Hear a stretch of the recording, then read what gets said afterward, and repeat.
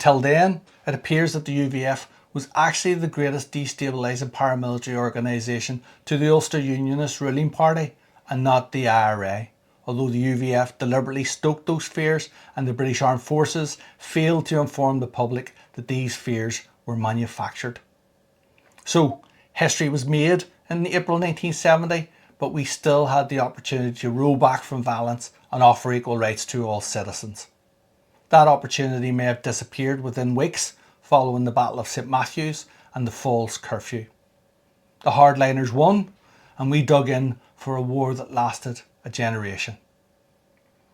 The waves of bombing and false flag attacks also began a pattern of willful collusion and cover-up of loyalist paramilitary violence by the British Armed Forces and a capitulation by Ulster Unionist politicians to loyalist threats.